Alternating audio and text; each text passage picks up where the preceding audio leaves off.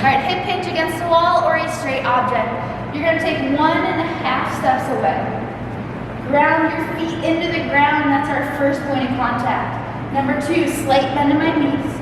Number 3, hips to neutral, ribs down. And now, shift hips back.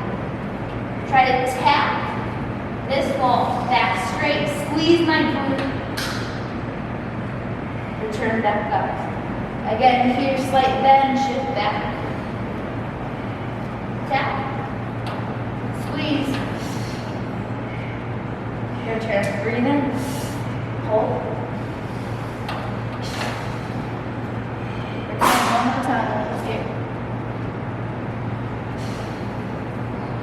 2 focuses. Here. Slight bend, keeping it neutral.